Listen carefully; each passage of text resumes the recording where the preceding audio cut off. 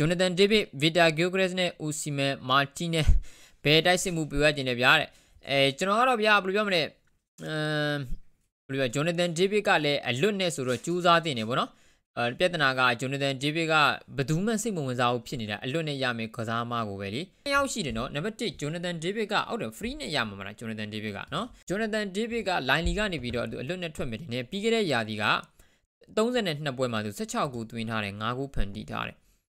ဟုတ်တယ်ဂျွန်လာဒီလ30ရက်နေ့ဆိုလို့ရှိရင် Jonathan David ကမင်း free ဖြစ်ပြီဒီလား free ဖြစ်ပြီဆိုတော့အဲ့ကစားသမားနဲ့ဘယ်သူမှကိုသတင်းမထွက်ဘူးဒီလားအခုမှဒီကစားသမားက25နှစ်25နှစ်ဆိုတော့ဒါသူ့ရဲ့ prime ကာလာကိုရောက်နေပြီပေါ့လေအဲ့ဆို25နှစ်နော်လုံးဝသတင်းမထွက်ဘူးဘယ်အသင်းနဲ့မှသတင်းမထွက်တာကိုရီမှမဟုတ်ဘူးနော်နောက်တစ်ခုကကျွန်တော်အနေနဲ့ Vida Gilchrist ကလည်းဘာဖြစ်လဲဆိုတော့ဘယ်သူမှတရားဝင်ကမ်းလှမ်းတာမရှိဘူးဒီလားသူ့ကိုစိတ်ဝင်စားတယ်ဆိုတော့အသင်းတွေအများကြီးပဲနော်သတင်းလျှောက်ထွက်တဲ့သတင်းတွေအများကြီးပဲအသင်းတွေအများကြီးပဲဒီလားအခုလက်ရှိ United ဆိုလို့ရှိရင်လည်းကျွန်တော်တို့ကြည့်ပြကွန်ညာကိုတန်း60ကျော်နဲ့ကျွန်တော်တို့ခေါ်တယ်နောက်လက်ရှိဆိုလို့ရှိရင်အန်ပွဲမှုကိုခေါ်ဖို့လုပ်နေပြီ Vida Gilchrist ကိုသတင်းမဲ့ထွက်တာတရားဝင်ကမ်းလှမ်းတာတွေတကယ်ကစားမနဲ့ချိတ်ဆက်တာဘာညာဘာမှခိုင်ခိုင်လုံလုံထွက်တာမရှိဘူးနောက်တစ်ခုကျွန်တော်အနေနဲ့ Chelsea Gilchrist ကိုခေါ်မှုရတဲ့ AACC ငွေလောက်ရတဲ့နဲ့ကြော်ပြီးတော့ D-Lab ကိုခေါ်သွားတယ်နောက်တစ်ယောက်ကနောက်တစ်သင်းကကျွန်တော် Arsenal ဆိုလို့ရှိရင်လည်းပဲတိုက်စစ်မှုလုံးဝကိုလိုးနေတာ Vida Gilchrist တို့ဘာလို့ဆိုလို့ရှိရင်လည်းပဲဂိုးတွေအမှန်ကန်သွင်းထားတာအခု Benjamin Sesko ကိုပေါင်63တန်းနဲ့ခေါ်ဖို့ဆွေးနွေးနေပြီ Gilchrist ကိုဘယ်သူမှကိုတရားဝင်ကမ်းလှမ်းတာတွေစိတ်ဝင်စားတာတွေမရှိတာဒီလားဘာလို့လဲတော့မသိဘူးဆိုတော့ဘယ်အသင်းမှကြိုးစားခြင်းမခံရဘူးဆိုလို့ရှိရင်တော့အချိန်ကြီးကမဟန်ဘူးเนาะလာမယ့်ရာသီသူဒီ Sporting မှာတော့မှဆက်ပြီးတော့ရှိသွားနေတဲ့အခြေအနေမျိုးဗျာဆိုတော့ Gilchrist နဲ့ပတ်သက်လို့ရှိရင်တော့အပြောင်းရွှေ့ကတော်တော်ကိုစိတ်ဝင်စားဖို့ကောင်းနေတယ်ဘယ်အသင်းမှသူ့ကိုတရားဝင်မကြိုးပမ်းမှုဖြစ်နေတာဈေးရလည်းအဲ့လောက်မကြည့်ဘူးဗျာသူ့လို quality striker တယောက်တည်းပေါင်တန်း60ဆိုတာကပြေးသိနေလို့ကျွန်တော်ပြောရမယ်26နှစ်တော့26နှစ်ပေါ့လေဒါပေမဲ့လို့ဗျာသိတယ်မလား26နှစ်ရွယ်ဂိုး90ရောတွင်းထားတဲ့ကစားမတယောက်ကိုပေါင်တန်း60ကျော်ဆိုတာကမဆိုးဘူးဒါပေမဲ့လို့ဘယ်သူမှကိုစိတ်ဝင်စားတာဆိုတော့ကျွန်တော်အကြိုက်ကတော့ဗျာဘယ်လိုပြောလဲ Osimhen တို့ဘာလို့လဲအဲ့လောက်ကြည့်ဒီအာမခံချက်ရှိတယ်လို့ကျွန်တော်မထင်ဘူးပေါ့နော် Vida Gilchrist ကတော့တွင်းကိုနဲ့ပတ်သက်လို့ရှိရင် data တွေကတော့အာမခံချက်ရှိနေတာပဲပြဿနာကသူကစားပုံကိုကျွန်တော်ကြည့်လိုက်မယ်ဆိုလို့ရှိရင်လူကြီးကဗျာဘယ်လိုပြောမလဲအဟုတ်ပြတော့ white လက်ညီကိုမြင်နေရတယ်လို့ပဲအားကြောင့်လဲတော့မသိဘူးပေါ့နော် white လက်ညီကိုကျွန်တော်မြင်နေရတယ်လို့ပဲဆိုတော့Lautaro Martinez တို့ဘာလို့တော့အကြိုက်ဆုံးနေမှာပါတယ် Inter Milan ကပြဿနာကသူ Inter captain လည်းဖြစ်နေတယ်ဆိုတော့သူထွက်ဖို့တော့မရှိဘူးပေါ့နော် Lautaro Martinez ဆိုလို့ရှိရင်တော်တော်လေးကောင်းနေတယ်မှာပါတယ် Benjamin Sesko တို့ဘာလို့ဆိုလို့ရှိရင်လည်းပဲအသားကြပြီးသား system နဲ့မှာဆိုလို့ရှိရင်အများကြီးအဆင်ပြေနေတဲ့တိုက်စစ်မှုမျိုးတွေတိုက်စစ်တွေကတော့ဗျာဘယ်လိုပြောမလဲကစားမကောင်းစုကလေးကဈေးသက်တာတဲ့သူတော့မရှိဘူးဒါပေမဲ့လို့ပေါ့နော်စိတ်ကြိုက်ကြတော့လေပြောရတော့ infinite ခဲရင်ပါတယ်ဒီလားNewcastle တိုက်စစ်ကားတဲ့ဘယ်သင်းနဲ့မှအသွင်မထွက်ဘူးနော်တဲ့Newcastle တကြရတာဒါလေ Isak ကိုပြောတယ်ထင်ပါတယ် Isak ကဘယ်သင်းနဲ့မှအသွင်မထွက်ဘူးဆိုတာအကြောင်းရင်းနှစ်ခုရှိတယ်နံပါတ်1က Newcastle က Champions League ဝင်ခွင့်ရသွားပြီ Champions League ဝင်ခွင့်ရတဲ့အသင်းဟ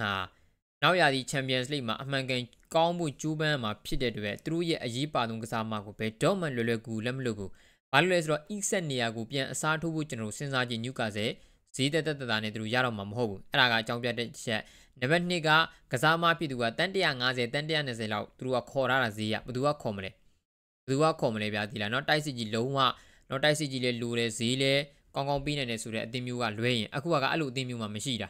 เนาะနောက်တစ်သင်းကနောက်တစ်ချက်ကဒီ Isak ဘက်ကကျွန်တော်ကြည့်တော့လဲ Champions League ဝင်ခွင့်ရတဲ့အသင်းကနေဘယ်လိုလုပ်ကိုရီအသင်းကိုလာမှာတော့ Champions League ဝင်ခွင့်မရတဲ့အသင်းကိုကိုရီးယားကိုတန်း120 150ပေးနိုင်မှာလားဟုတ်တယ်မလားเนาะဆိုတော့ Isak လူကစားမမျိုးကိုဘယ်အသင်းမှခေါ်နိုင်ဖို့မရှိဘူးဒီလားเนาะကာဆယ်ရဲ့ဘက်ကလည်းသူတို့က Champions League ဝင်ခွင့်ရနေပြီဗျာ Isak ဘက်ကတွေ့ရင်လည်းပဲငါ Newcastle မှာနေလဲ Champions League ကစားရမှာပဲနောက်အသင်းကိုပြောင်းလဲ Champions League ကစားရမှာပဲဆိုတော့ Champions League ကစားခွင့်ရတဲ့အသင်းကိုပဲသူပြောင်းမယ်ဗျာဆိုတော့ကာဆယ်က Champions League ဝင်ခွင့်ရပြီးသားဖြစ်သွားတဲ့အတွက်အပြောင်းရွှေ့ဟာဘယ်သူမှအတမထွက်တော့တာမင်္ဂလာပါတဲ့เนาะတကယ်ရောက်လာမယ်ဆိုလို့ရှိရင်တော့ share ပဲပေါ့ဗျာတဲ့เนาะကိုအသင်းအပေါ်မှာပဲတောင်းเนาะတောင်းကျန်တော့တာပါကစားမကပြောပြီးသွားပြီပြောင်းလာမယ်ဆိုပြီးတော့ဆိုတော့အသင်းနှစ်သင်းကြားပဲတဝေါတင်ညီမှုရအောင်ကျွန်တော်ကြိုးစားဖို့ကျွန်တော်ကျန်တော့တာ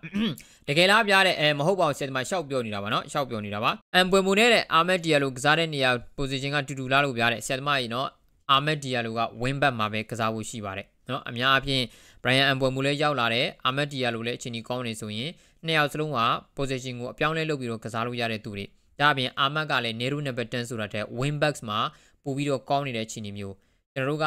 ကျွန်တော်တို့ရှေ့လာမယ့်ရာသီတွေ17ယောက်ပဲကောင်းနေလို့ကျွန်တော်မရဘူးเนาะ position 2နေတော့မှဘာဖြစ်လဲဗျာကျွန်တော်အနေနဲ့เนาะကျွန်တော်အပြောင်းလဲတော့လုပ်ကစားလို့ရသေးတယ်ပြဿနာဖြစ်လာမှတဲ့အကြောင်းမရှိဘူးเนาะအာမက်ဒီယာလိုက win back မှာအများကြီးကောင်းနေတာအာမက် win back မှာကစားတာနဲ့ Mazdawi ဒါလိုတို့ win back မှာကစားနေတယ်ဘာမှမဆိုင်ဘူးဆိုတော့ကျွန်တော်တို့နှစ်ယောက်စလုံးက position 2လည်းပဲ number 10နဲ့ win back ဆိုပြီးတော့ကျွန်တော်သုံးလို့ရတဲ့အခြေအနေမျိုးပါเนาะဒါရဲ့ပြဿနာဖြစ်လာတဲ့အကြောင်းကစားသမားကောင်းတယောက်ရောက်လာလို့ပြဿနာဖြစ်စရာအကြောင်းကိုမရှိဘူးသိရမလားတနေ့လောက်ပဲကျွန်တော်တို့ကစားမကိုတဲ့တန်း40လောက်ဆိုလို့ရှိရင်တင်းနေပြီဗျာတဲ့เนาะဒါကတော့ဗျာเนาะဟိုသူတို့အသင်းနဲ့မူတီတာပေါ့ကိုရီနဲ့တော့ဘယ်ဆိုင်မလဲဟုတ်တယ်မလား Brentford ရဲ့ဘက်ကတော့သူတို့လိုချင်တဲ့ဈေးတောင်းမှာပေါ့ဆိုတော့ကိုရီကအကောင်းဆုံးဆွေးနွေးနိုင်မှုပဲကိုရီဘက်ကကောင်းကောင်းဆွေးနွေးနိုင်မှုပဲကျွန်တော်လိုတာအသင်းဘက်ကဗျာတဲ့ဂိုးသမားနေရာလဲအဓိကထားပြီးတော့စဉ်းစားတင်နေတဲ့ဒါတော့ကျွန်တော်တို့ပြည်သက်တွေအမြင်ပေါ့လေကျွန်တော်တို့လည်းပဲအသင်းဟာဂိုးသမားအပြောင်းလဲမရှိလို့ရှိရင်တော့တော်တော်ကြီးကိုတိုင်ပတ်နေဦးမယ်လို့ကျွန်တော်ထင်တယ်ဒါပေမဲ့လို့ဂိုးသမားထဲကျွန်တော်ပိုစိတ်ပူတဲ့အရာကကွင်းလေပဲကျွန်တော်ကွင်းလေကိုတော်တော်စိတ်ပူတယ်ကွင်းလေကပြောင်းလဲလိုက်ပြီဆိုတာနဲ့နောက်တန်းဟာအတိုင်းအတာတစ်ခုထိတက်တာသွားမယ်ကျွန်တော်တို့အခုလက်ရှိကြုံနေရတဲ့ခံစစ်ပြဿနာတွေကနောက်တန်းကနေစတယ်ဆိုတာထက်ပေါ့နော်ကွင်းလေကနေစတဲ့ပြဿနာတွေကများနေတယ်ဆိုတော့ကွင်းလေကတော်တော်ကြီးပြောင်းလဲနိုင်မှရမယ်ကွင်းလေပြောင်းလဲလိုက်ပြီဆိုတာနဲ့နောက်တန်း threat တွေကအတိုင်းအတာတစ်ခုထိညော့သွားမယ်အိုက်ကြလို့ရှိရင်ဂိုးသမားလည်းနည်းနည်းလေးအချိန်ကြီးကောင်းလာလိမ့်မယ်လို့ထင်တာပဲပိုရရင်တော့ကောင်းတာဂိုးသမားအတိရရင်တော့ကောင်းတာပေါ့ဗျာဟုတ်တယ်မလားဒါပေမဲ့လို့ပေါ့နော်ကွင်းလေဒီအများကြီးကြီးပါတယ်ဆိုတော့ဂိုးသမားအတန်မထွက်တာကတော့ဟိုဘယ်လိုပြောလဲတိတ်မအံ့ဩဘူးဗျာဒီလားနော်အတင်ဘက်ကဦးနနာကိုဈေးကြီးပေးဝယ်ထားတာပြီးလို့ရှိရင်အစ်စ်ခေါ်ဖို့နဲ့ပတ်သက်လို့လည်းဂိုးသမားတနေရာရင်ပြောင်းဖို့လိုတာမဟုတ်ဘဲနဲ့ကို position တွေကလိုအပ်ရင်လိုအပ်တယ်လို့တခြားနေရာတွေလည်းလိုနော်ဒီပြောင်းလဲဖို့လိုနေတယ်ဆိုတော့လက်ရှိဂိုးသမားနေရာအတန်မထွက်တာကတော့ဒီမှာလားငွေမလုံလောက်လို့ဘာလို့တွေးလို့ရတယ်ဒါပေမဲ့ကွင်းလေကတော့အတန်မထွက်လို့မရဘူးပြဿနာကအခုချိန်ထိတိုက်စစ်ပိုင်းနဲ့လှုပ်ရှုပ်နေတယ်ဆိုတော့ကွင်းလေကအတန်မထွက်သေးဘူးပေါ့နော်အခုတဲ့အသင်းရဲ့ဖွဲ့စည်းပုံအသင်းနဲ့ဆိုလို့ချင်းပြန်အဆင်ပြေလာဖို့ရှိလားတဲ့မမျော်လင့်ပါဘူးဆိုတာကတခြားမဟုတ်ဘူးပေါ့နော်အဲ့အချက်ကကျွန်တော်တို့အနေနဲ့ရာသီကြိုခြေစမ်းပွဲတွေရဲ့အသင်းရဲ့နွေရာသီအပြောင်းရွှေ့တွေရဲ့ပုံကိုကျွန်တော်တို့ကအဓိကမြင်ဖို့လိုတယ်ဘာလို့လဲဆိုတော့ကစားသမားကောင်းတွေရောက်လာတိုင်းလည်းအဆင်မပြေဘူးဗျာကျွန်တော်တို့ရှေ့မှာဆိုလို့ရှိရင်ရှေ့နှစ်တင်မှာကစားသမားကောင်းတွေအသင်းမှာအများကြီးရောက်လာဘူးတဲ့ဘယ်တော့မှကောင်းကောင်းကန်ကန်အဆင်ပြေသွားခဲ့တဲ့နှစ်ဆိုတာအများကြီးမရှိဘူးနော်ပြီးလို့ရှိရင်လည်းပဲကျွန်တော်တို့ကဒီနီးပြအတွက်ကျွန်တော်တို့ကဒီ project နဲ့ကစားသမားတွေကိုခေါ်ပေးတယ်ဆိုရင်ဒီနီးပြကိုကျွန်တော်တို့ကယုံယုံကြည်ကြည်နဲ့ဆက်ထားနိုင်ဖို့လိုတယ်ဒါပရိသတ်တွေဘက်ကမှအသင်းတောင်ရှိသူတွေဘက်ကပြောတာပါနော်အရာအလုံးအဆင်ပြေဖို့တိုးတက်လာဖို့ဆိုလို့ရှိရင်အသင်းကိုခေါ်ပေးတဲ့ကစားသမားတွေကလည်းလက်ရှိနီးပြရဲ့စနစ်နဲ့အဝင်ခွင့်ကြဖြစ်တဲ့သူတွေကျွန်တော်ဖြစ်ရမယ်ပြီးလို့ရှိရင်လည်းပဲကျွန်တော်တို့ပေါ့နော်ရာသီယိုခြေစမ်းပွဲစဉ်တွေမကဘူးဗျာနွေရာသီအပြောင်းရွှေ့တွေမှာအသင်းရဲ့အပြောင်းရွှေ့အလုံးလုံးပုံတွေကဈေးကြီးရမယ့်ပလီယာကြီးဖြစ်နေလို့မလိုဘူးဒါပေမဲ့ကိုလက်ရှိအမ်မိုရင်သွားကျင်တဲ့ system နဲ့ကိုက်ညီတဲ့ကစားသမားတွေဖြစ်နေမှရမှာဒီနေရာမှာလည်းကျွန်တော်တို့ကအမ်မိုရင်အတွက်ဆိုပြီးတော့ကစားသမားတွေခေါ်ပြီးလို့မရဘူးဒီလား Manchester United ရဲ့ United အသင်းအတွက်ဆိုတဲ့ကစားသမားတွေကိုခေါ်မှကျွန်တော်ရမယ်ဒီလားအခုအမ်ဘွယ်မိုတို့ဘာလို့ကိုကျွန်တော်ကြည့်ပေါ့နော်နေရိုးနံပါတ်10ကစားနိုင်တယ်လို့တိုက်စစ်မှာလည်း Brentford မှာကစားတယ်လို့352နဲ့ကစားလဲပဲတိုက်စစ်မှုဖြစ်လဲကစားနိုင်တယ်ပြီးလို့ရှိရင်ဝင်းကားအဖြစ်လဲကျွန်တော်ကစားနိုင်တယ်ဒါဒီအသင်းအတွက်ခေါ်တဲ့တိုက်စစ်မှုမျိုးလို့ကျွန်တော်ယူဆတယ်အမ်မိုရင်တို့ကခေါ်ပေးတယ်ဆိုလို့ချင်းမင်းအဲ့ဒါသွားပြီအမ်မိုရင်ထုတ်ပယ်ခံလိုက်ရရင်ကျွန်တော်တို့ဘယ်လိုဖြစ်သွားမလဲကျွန်တော်တို့ကစားမားတွေကနောက်ထပ်နီးပြရောက်တဲ့အခါအန်ဝင်ခွင့်ကြမဖြစ်တော့ကျွန်တော်အကုန်ပြောင်းလဲရတော့မှာလက်ရှိ Real Madrid တို့ဘာလို့ပေါ့ဘယ်နီးပြအတွက်မှကစားမားတွေမခေါ်ဘူးသူတို့အသင်းအတွက်ပဲခေါ်တာအဲ့ဒီအားနဲ့ကိုက်ညီမဲ့ကစားမားတွေပဲနီးပြတွေပဲသူတို့ခန့်တာဒါမျိုးကျွန်တော်ဖြစ်နေရမှာနော်ကစားမားတယောက်ကိုခေါ်ရင်အနည်းဆုံး3နှစ်ကနေ4နှစ်ထိ EECC အသင်းမှာနေသွားလို့ရတယ်နီးပြတယောက်ကအာမခံချက်မရှိဘူးအစီအနီဆိုရင်စိုးသူတို့6လနဲ့လည်းထုတ်ပိတ်ခံရနိုင်တယ်နော်တစ်နှစ်နဲ့လည်းထုတ်ပိတ်ခံရနိုင်တယ်ဒါမျိုးတွေဆိုတော့အသင်းဘက်ကပေါ့နော်အခြေအနေကောင်းလာနိုင်လားဆိုတော့နွေရာသီအပြောင်းရွှေ့မှာအသင်းရဲ့လှုပ်လှုပ်တဲ့ပုံစံတွေကျွန်တော်တို့က track ကလွတ်သွားလို့မရဘူးဗျာသိလားနော်ဒီလမ်းရှောင်းနေတဲ့အနေထားမှာဆိုလို့ရှိရင်ဟိုဟာလေးလာလို့ဆိုဟိုဘက်လမ်းကိုကျွန်တော်နေနဲ့ဖြောသွားလို့မရဘူးအခုလက်ရှိလည်းပဲကိုတွေကโอเคအမ်မိုရီနဲ့ငါတို့က80အနာဂတ်အတူရက်တီဖို့ဆုံးဖြတ်ထားတယ်ဟုတ်ပြီဒါဆိုလို့ရှိရင်အမ်မိုရီအတွက်ဆိုပြီးတော့ကျွန်တော်တို့ကတေချာပေါက်ကတော့ဒါမှီတီလို့မရဘူးUnited ရဲ့ကျွန်တော်နေတဲ့လမ်းတစ်မှာပဲကျွန်တော်သွားမှရမှာဒီတိုးအတွင်းမှာပဲကစားမားတွေအဆင်ပြေအောင်ခေါ်ပြီးမှအချီနီရဟန်မှာမဟုတ်ရင်နောက်နီးပြရောက်လာရင်ကျွန်တော်တိုင်ပတ်ရောပဲဆိုတော့နွေရာသီပြောင်းရွှေ့တွေနဲ့ရာသီကြိုခြေစမ်းပွဲစဉ်တွေကိုကျွန်တော်စောင့်ကြည့်နေတယ်အသင်းအနေနဲ့ပေါ့နော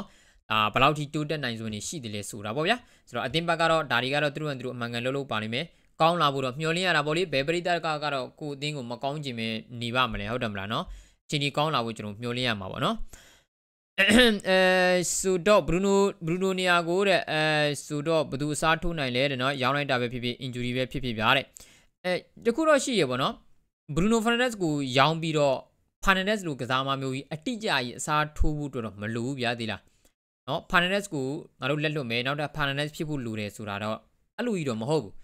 Fernandes ကိုငါတို့ဒါရောင်းလိုက်ပြီဆိုလို့ရှိရင်လက်ရှိအသင်းမှာကြုံတွေ့နေရတဲ့ဘယ်ပြဿနာတွေကိုဖြေရှင်းဖို့အတွက်ကြိုးပမ်းနိုင်တယ်ထားပါတော့ Bruno Fernandes ဒီ Nero number 10မှာအကောင်ဆုံးကစားနေတဲ့သူဗျာလက်ရှိ Central Midfield မှာကစားနေပြီးမယ်လေလို့အခု Bruno Fernandes ကိုရောင်းလိုက်ပြီဆိုရင်လိုအပ်နေတဲ့ Central Midfield နေရာမှာ2ယောက်လောက်အစားထိုးနိုင်မှာလား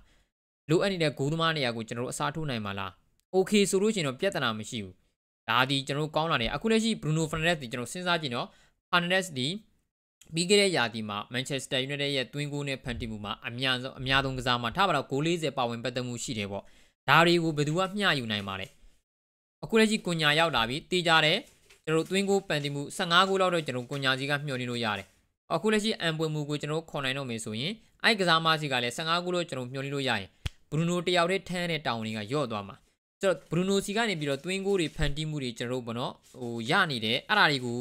မျှပြီးတော့တာဝန်ထမ်းမဲ့ကစားမတွေရောက်လာပြီဆိုလို့ရှိရင်တေးကြတဲ့ Fernandes နေရာမှာပွင့်လေပူကောင်းတဲ့ကစားမတွေတော့အစားထိုးမှကျွန်တော်ရတော့မယ်ဒါမှမဟုတ်ဂိုးသမားနေရာတွေတော့အစားထိုးမှကျွန်တော်ရတော့မယ်ဒါမျိုးတော့ကျွန်တော်တွေးမှရမှာ Fernandes နေရာကို Fernandes လိုကစားမမျိုးနဲ့ပြန်အစားထိုးဖို့မလိုဘူးဗျာ Central Midfield ကောင်းကစားမတယောက်နဲ့အစားထိုးဖို့ကျွန်တော်လိုတာဒါပေမဲ့ Fernandes ရှိရင်တော့ပိုကောင်းတာပေါ့ဟုတ်တယ်မလားတိုးတော်လည်းပဲ Champions League တွေပါကစားဖို့မရှိဘူးဆိုတဲ့နေရာမျိုးမှာကျွန်တော်တို့ဒီ Premier League လောက်ပဲတပတ်တပွဲလောက်ပဲကစားမဲ့အခြေအနေမျိုးမှာလူစင်းကလည်းကျွန်တော်တို့နေတယ်သူများတို့နှစ်သင်းစာကြီးကတော့မလိုဘူးအဲကြောင့်ပေါ့နော် Fernandes နေရာက Fernandes လိုလူမျိုးအစားထိုးဖို့မလိုဘူးဒါပေမဲ့လို့အသင်းကိုမယုံဘူးဆိုတာဒါကိုပြောတာဗျာနော်သူတို့ကဟိုရောင်းလို့ရတဲ့ငွေတွေကိုပွင့်သစ်တိဆောက်ဖို့ဆိုတဲ့ဒဲကူမြန်သူတို့ထည့်လိုက်မလားနော်ပိုင်ရှင်တွေကပဲဂျားတွေက20ရာခိုင်နှုန်းတော့ဖြတ်အုပ်သွားမလားကျွန်တော်တို့သိတာမဟုတ်ဘူးလေအဲ့ဒါသူတို့ကတော့သူတို့ပိုင်နေတင်းဆိုတော့သူတို့စိတ်ကြိုက်လှုပ်မှာပေါ့သိတော့လည်းပဲယုံကြည်လို့မရဘူးပေါ့နော်တခုရှိတာကကျွန်တော်တို့ကပေါ့နော်ခုနက brother တယောက်ပြောသလိုပဲ injury ပြဿနာတွေဘာတွေကလည်းကျွန်တော်စဉ်းစားရသေးတာဒီတပတ်တပွဲပဲကန်ရလို့ဒဏ်ရာပြဿနာမရတော့ဘူးလို့မဆိုလို့ဗျာအသင်းရဲ့ training section တွေနဲ့ဒါ recovery section တွေနဲ့ကလည်းဒဏ်ရာပြဿနာတွေကအများကြီးဆိုင်နေတာအဲကြောင့်ပေါ့နော်ကျွန်တော်အများကြီးပါအသင်းမှာဆိုတော့ Fernandes ကိုလက်လွတ်ရင်တောင်းပါဗျာကျွန်တော်ပြောချင်တာကကိုယ်အသင်းပူကောင်းလာဖို့အတွက်တေးကြတယ်ဆိုလို့ချင်းတော့ဒိုးပြဿနာမရှိဘူးဟုတ်တယ်မလားအသင်းထွက်တော့ဘယ်သူမှအရေးမကြီးနိုင်ဘူးလေတိုးတော်လည်းပဲနော်လက်ရှိအသင်းမှာအကျိုးပြုဆုံးကစားမကပတိန်လည်းဖြစ်တယ်ပြီးလို့ရှိရင်ဒါဘယ်လိုပြောကစားမ2ယောက်ရဲ့အလုပ်လောက်လည်းလုံနေပြီဆိုတဲ့ကစားမတော့ဆက်ရှိလေကျွန်တော်ကောင်းနေပေါ့လေဒါကတော့စောင့်ကြည့်ရမယ့်အခြေအနေမျိုးပေါ့နော်United ရဲ့ Palace ကတိုက်စစ်မှုမာတီတာဆိုရင်အဆင်ပြေနေလားတဲ့ Palace တိုက်စစ်မှုမာတီတာရဲ့ကစားပုံတွေကအဆင်မပြေနိုင်တဲ့အကြောင်းမရှိပါဘူးသိရမလားအသင်းဘက်ကတကယ်ခေါ်ကောင်းမှုပဲခုနကပြောလို့ပဲမာတီတာကိုညာနဲ့ကျွန်တော်ဒါပွင့်မူတွေရဲ့တိုက်စစ်ဆိုလို့ရှင်တော့အချင်းကြီးကောင်းမယ်လို့တော့ထင်တာပဲပေါ့နော်စောင့်တော့ကျွန်တော်ကြည့်ရမှာပဲကိုမီယာဆိုလို့ရှင်တော့ဗျာတဲ့အိုနနာကိုဆက်ရှိမယ်လို့တော့ထင်တာပဲတဲ့ကျွန်တော်လည်းထင်တာပဲเนาะအိုနနာတော့ဆက်ရှိလိမ့်မယ်ထင်ပါတယ်ကျွန်တော်တို့ပြည်သက်တွေကပြောင်းစီခြင်းနေတာဘယ်သူမှပြောင်းဟိုအိုနနာကိုပြောင်းကြလိမ့်မယ်လို့ကျွန်တော်မထင်ဘူးပေါ့နော်ဆိုတော့ကျွန်တော်နေခင်းမှာဆိုလို့ချင်းအတင်းနဲ့ထပ်ပြီးတော့ရထားတဲ့သတင်းတွေဗီဒီယိုတွေကိုကျွန်တော်ဆက်ပြီးတော့တင်ပြသွားပါမယ်နောက်ထပ်ဗီဒီယိုဒီမှာကျွန်တော်ပြန်ပြီးတော့တွေ့ပါမယ်ကြည့်ရှုအားပေးတဲ့ညီကိုများလုံးကိုကျေးဇူးများတင်ပါတယ်